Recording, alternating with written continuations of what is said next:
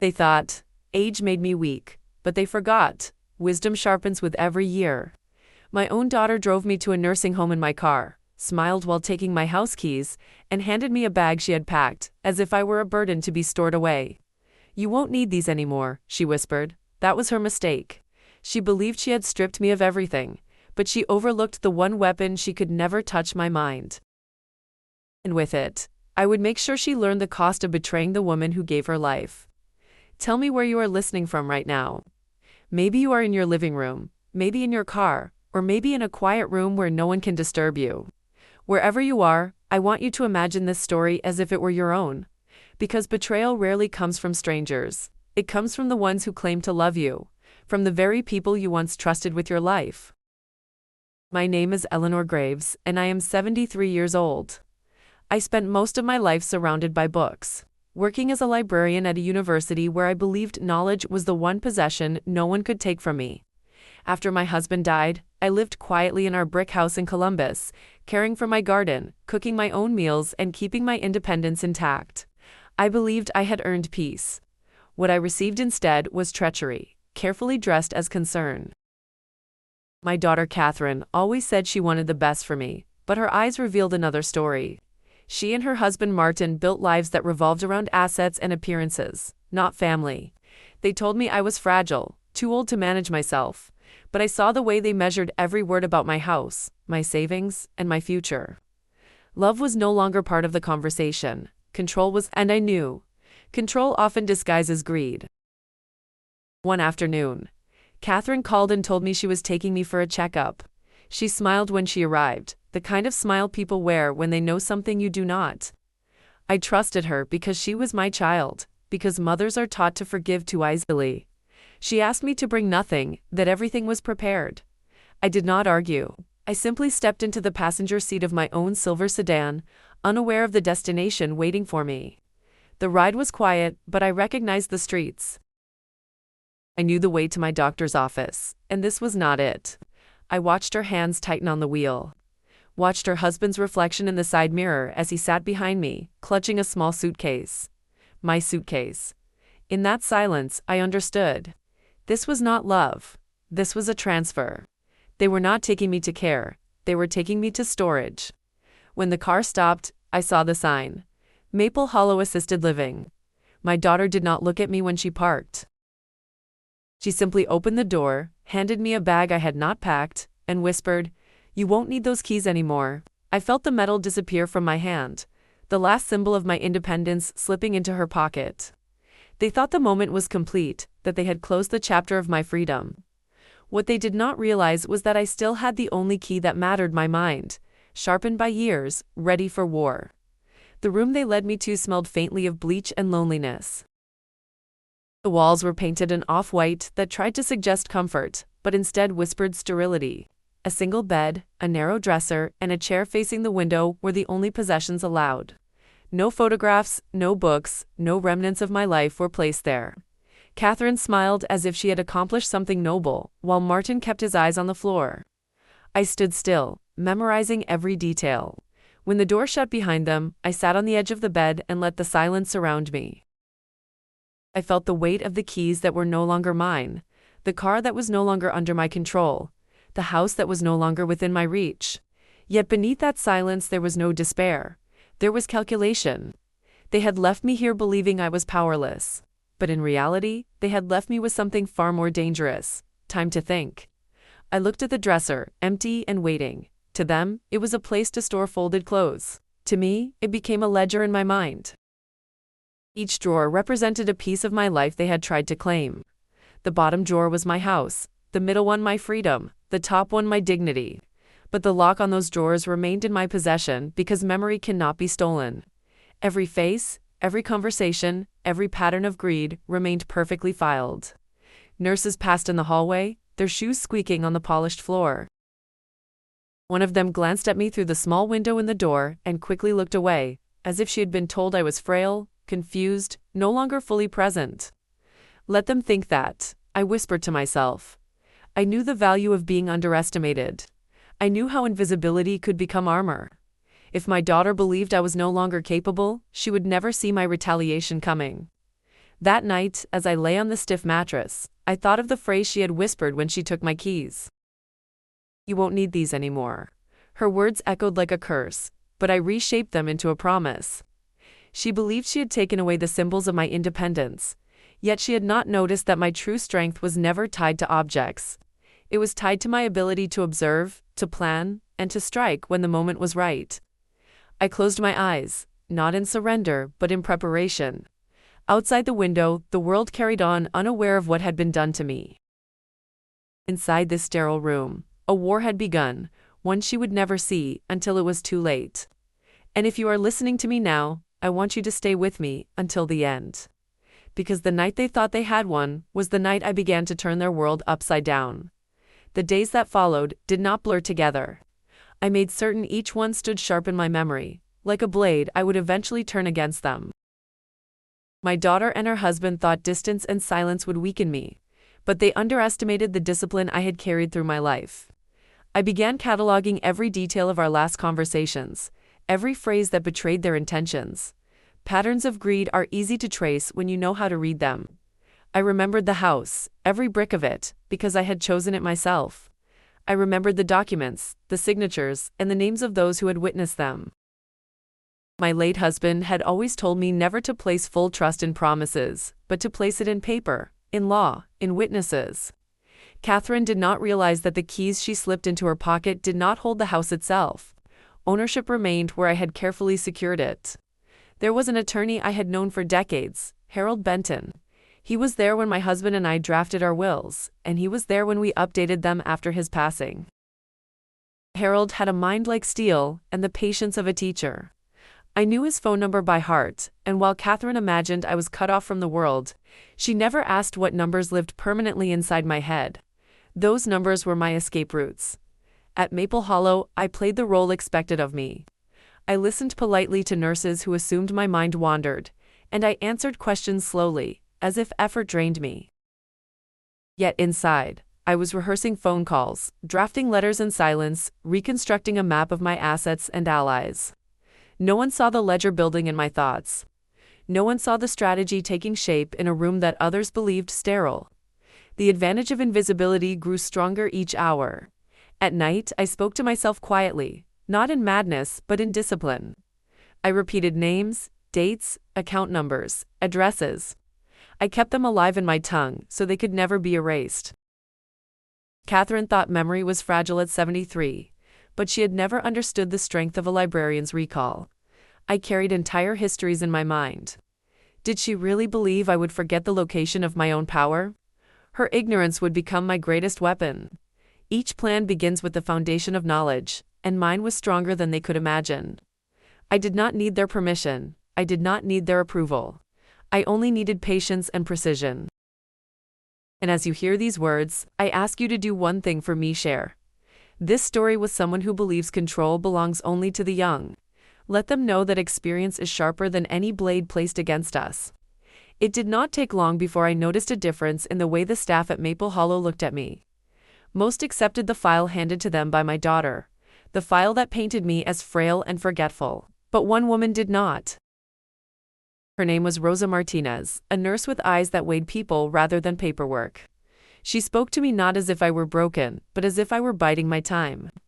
One evening, she lingered after checking my vitals. She said softly, "You don't seem like the kind of woman who needs help remembering her own name." I met her gaze and replied, "Appearances are useful, Rosa. They make people comfortable while I wait for the right moment." She tilted her head and smiled slightly, as if she understood more than she let on. In that instant, I recognized her as an ally, someone who could move freely where I could not. I did not ask her for favors, that would have been careless. Instead, I allowed her to observe me, to see the clarity in my words, the sharpness in my questions. She noticed how I never confused a schedule, never misplaced a word, never lost the thread of a conversation. Gradually, the assumptions in her eyes shifted from pity to respect. Respect is rarer than sympathy in places like Maple Hollow and far more powerful when it is earned. The receptionist, a young man named Adam, also became part of my quiet network. He was careless with details, but eager for conversation. I learned the schedule of phone lines, the hours when calls were less monitored, the names of visitors who came and went without scrutiny. He thought he was entertaining a lonely old woman. In truth, he was handing me the blueprint of Maple Hollow's routines, the very skeleton of the institution that tried to hold me captive. My daughter and her husband believed they had cut every string that tied me to the outside world, but they had overlooked the simplest truth. No one survives alone, not even the young. They assumed I was isolated. Yet in silence I wove threads of connection, subtle and invisible. A smile at the right time, a memory shared with the right detail, and suddenly the walls around me were not barriers. They were scaffolding for my escape. People often think war is fought with noise and violence. They forget the quiet wars, the ones fought with patience, whispers, and calculated trust. My allies did not know the full extent of my plan, but they did not need to. They only needed to see me as human, not helpless. And as you listen now, let me ask you this: subscribe if you want to hear how silence becomes the sharpest weapon of all. Because the next move I made was one my daughter never imagined. When Rosa discreetly handed me the phone late one afternoon, I knew the moment had arrived to extend my hand beyond the sterile walls. My voice trembled, not with fear, but with precision, as I called Harold Benton. He listened carefully while I explained that my daughter and her husband had stripped me of my keys, my car, and my home. He answered firmly, "Eleanor, they cannot touch what you placed under legal guard years ago." Harold reminded me of every document we had prepared, every signature witnessed, every clause designed to protect me against the very situation I now faced. I told him, "They believe they hold everything." He replied, "Then let them believe it until you decide otherwise." His calmness steadied me, reminding me that vengeance did not require shouting. It required timing, patience, and accuracy. Those I had cultivated over a lifetime of order and discipline. I began to construct the bait. Catherine and Martin were predictable. They would come quickly if they believed there was money or property requiring their signatures. I instructed Harold to prepare the necessary papers, not to give them power, but to summon them into the open. I wanted them in front of me, blind with confidence, unable to imagine that the woman they discarded could still hold the upper hand. Their greed would be my invitation. Rosa saw me fold the papers carefully into an envelope when they arrived. She asked softly, "Are you sure you want to face them here?" I told her, "There is no better stage than the one they built for me." She nodded and stepped back, not asking again. She understood that I was not simply reacting. I was setting the scene for a revelation that would carve itself into their memory like a scar. In the days leading up to their visit, I practiced the conversation aloud when no one was listening. I rehearsed each word, making sure there would be no hesitation, no weakness. They would hear the calmness in my voice, the same calmness with which I once read them stories at bedtime, but this time the story would not end in comfort. It would end in reckoning. Each syllable was sharpened like the edge of a blade. On the morning of their arrival, I sat by the window, watching the bare trees sway in the wind. The papers rested on the dresser, waiting. I thought of the moment Catherine slipped my keys from my hand and whispered her victory. I thought of Martin's silence, heavy with calculation. They believed that was the end. But endings are often illusions, and before long, you will hear how illusion transformed into punishment. If this story has kept you with me, leave a comment below. Me, what you would do if your own blood betrayed you. The knock on the door arrived exactly at the hour Harold predicted. Catherine entered first, her posture sharp, her eyes bright with expectation. Martin followed, carrying a leather folder that made him look as if this visit were nothing more than routine business. I sat in the chair by the window, the envelope resting calmly on my lap. I said, "Thank you for coming, though I imagine you believe I should be thanking you for more than your presence." Catherine's voice carried the kind of sweetness that fools strangers, but never a mother. She said, "We thought it would be easier to bring everything in order. Mom, this way you won't have to worry." I studied her face, the way her lips trembled slightly at the edges. She had rehearsed this speech, unaware that her audience had written the script, long before she learned to walk. I replied, "I have always managed my own order." Martin cleared his throat and asked, "Do you have the documents you wanted us to sign?" His voice was steady, but his fingers betrayed him as they tapped against the folder. I slid the envelope across the small table between us and watched as Catherine eagerly reached for it. She did not notice that I kept my hands folded calmly, that I was not the nervous one in the room. She broke the seal with the arrogance of entitlement. Inside, she found not an invitation to inherit, but confirmation that the house had already been sold. The proceeds were moved into trusts she could never touch, directed toward a scholarship foundation and a literary endowment in my name. Her breath caught, sharp and uneven. She whispered, "This can't be right." I leaned forward and answered, "It is perfectly right. You mistook possession of keys for possession of power. That era is yours, not mine." Martin's face paled as he scanned the pages, realizing every line had been drawn with precision years before. He muttered, "How did you do this without telling us?" I answered, "The same way you drove me here without asking me. Silence can be weapon or shield, and I chose when to reveal mine. You assumed my age made me weak. Instead, it made me patient. I waited until you stood exactly where I wanted you to stand." Catherine looked at me as if she were seeing a stranger. Her hands shook, the papers trembling between her fingers. She said, "You left us nothing."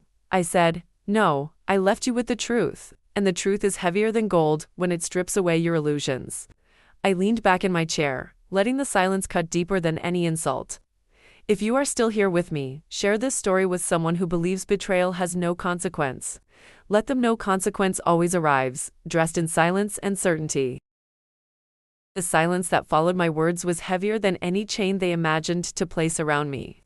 Catherine sat frozen, her lips parted but without sound, her eyes darting from the papers to my face, as if searching for some hidden weakness. Martin remained standing, pale, his shoulders stiff with disbelief. I let the silence stretch, because silence is often more cruel than shouting. It forced them to feel the weight of their own choices without interruption. Finally, Catherine spoke, her voice trembling. "You gave it all away. You sold the house." I answered calmly, "I gave nothing, why I decided where my life's work would continue after me. You believed inheritance was your right, but it was only ever my choice." She shook her head, whispering, "This isn't fair." I replied, "Fairness ended the day you chose to betray me. Actions always have consequences, even for daughters who forget they are daughters." Martin tried to recover composure, his tone colder now. He asked, "Do you realize what this means for us?" I met his stare and said, "I realize you now face the future you created. You wanted control, you took my keys, and now you discover you locked yourselves out of everything you desired." His jaw tightened, but he said nothing more. He understood that the ground beneath him had shifted forever, and he could not steady it. Catherine pressed the papers against her chest, as if holding them might change their contents. She said, "How could you do this to your own family?" My voice remained calm, sharper than steel. I said, "Family is not defined by blood alone. Family is loyalty, respect, and love. You gave me none of those. Do not call yourself my family, when you treated me as a burden to discard. That privilege was lost when you shut the door behind me." The air between us grew colder with each passing second. Catherine's tears formed, but I did not move to comfort her. Pity would have erased the lesson, and I had no intention of softening the truth. They had expected an old woman too weak to resist. Instead, they faced a mother who refused to be erased, a woman who still carried the power of choice. The papers on the table became mirrors of their greed, reflecting back the emptiness they created. As they stood to leave, defeated and hollow, I felt no regret. I only felt clarity, the kind that comes when justice is finally spoken aloud. Their footsteps down the hallway echoed like a retreat, each sound a reminder that they had lost more than wealth, they had lost me. And if you are still walking beside me in this story, take a moment to like this video. Show the world that betrayal has a price, and dignity cannot be stolen. After they left Maple Hollow, the room felt different. The sterile walls no longer pressed against me with the same weight. Instead, they seemed to echo with victory, each surface a reminder that I had taken control back without raising my voice. For the first time since Catherine drove me here, I slept soundly. Not because the bed grew softer, but because my spirit finally rested. Justice has a way of reshaping even the coldest rooms into sanctuaries. The next morning Rosa entered with her usual quiet grace. She looked at me and asked, "Did it go as you planned?" I told her, "It went exactly as I planned." She smiled, the kind of smile that only comes from witnessing truth revealed. Rosa didn't need to know every detail, but she understood enough. She had seen Catherine's pale face and Martin's trembling hands. She knew the balance of power had shifted permanently. A week later, Harold called to confirm the final transfers had been completed. He said, "Eleanor, everything is secured. Your daughter cannot contest what has already been sealed and witnessed." I thanked him, not with gushing gratitude, but with steady certainty. I said, "Harold, I only regret that it came to this." He replied, "Sometimes protection feels like punishment to those who expected unearned reward." His words struck me as both cruel and true, the perfect summary of my daughter's downfall. With each passing day, I no longer felt like a prisoner inside Maple Hollow. The walls had become temporary, not permanent. I began to read again, requesting books from the small library downstairs. Each page reminded me of who I was, the librarian who once taught others that knowledge is the greatest weapon. Catherine thought she had confined me, but she had given me the stillness to rediscover my sharpest strength. Ironically, her betrayal became my rebirth. One afternoon, Adam, the young receptionist, handed me a letter. It was from Lucas, my grandson. He wrote, "Grandma, I don't agree with what Mom and Dad did. I'm sorry, I want to see you." His words filled the page with sincerity, something his parents had long abandoned. I whispered aloud, "You are the only one who still remembers love." That letter reminded me that not all bloodlines are corrupted. Some still carry the seed of loyalty. I held that letter against my chest and realized something important. Catherine had lost more than inheritance. She had lost her son's respect, and that was a wound no amount of money could heal. Betrayal had separated us, but truth had aligned me with the only member of that family who mattered. If you are listening to me now, share this story with someone who believes dignity fades with age. Show them it sharpens, just like memory, when tested by betrayal. The day I left Maple Hollow was brighter than I expected. The air outside felt different, not because the sky was clearer, but because I walked out on my own terms. I carried no bitterness in my suitcase, only certainty. Catherine and Martin thought they had written the last chapter of my life when they drove me through those gates. Instead, I walked away knowing I had authored every line that would remain. I chose a modest apartment near the city library, a place where the smell of old paper greeted me each morning. Neighbors saw me as just another woman enjoying her retirement, but I carried a secret history of betrayal and triumph inside me. At night, I watered my plants and reread Lucas's letter, a reminder that not all connections had been severed. Blood may disappoint, but love survives in unexpected places, sometimes even skipping a generation to remain pure. Catherine never came back. She called once, her voice breaking, asking why I had humiliated her. I answered simply, "You humiliated yourself." She hung up, and the silence stretched into years. I felt no emptiness, because absence is kinder than poison. Martin sent no words at all, perhaps ashamed, perhaps enraged, but irrelevant either way. Their silence became my shield, and in that shield I discovered peace. Revenge had been delivered, and dignity restored. Lucas visited me during his first break from college. He brought books, stories, and laughter. He said, "Grandma, you inspire me to never let anyone decide my future for me." I looked at him and thought, this is the inheritance worth leaving. No gold, no property, no locked doors could equal the strength of giving someone freedom to build without chains. My daughter had lost everything, chasing possessions. Her son gained everything by valuing truth. In time, I realized my vengeance had never been about wealth, or even punishment. It had been about reclaiming my voice, reminding them that age is not silence, and betrayal is never without cost. I had lived long enough to see justice with my own eyes, and I carried it quietly, without regret. I had turned their plan against them, not with fury, but with patience, with knowledge, with memory. My greatest weapon had always been my mind. Now that you have heard my story, I ask you for something simple. Leave a comment below and tell me what no one could ever take from you. Share this so others understand that dignity does not die with age, it only sharpens. And remember this. They thought they had stripped me of everything, but in truth, they only freed me to reveal who I had always been. That was my victory, and it will be remembered.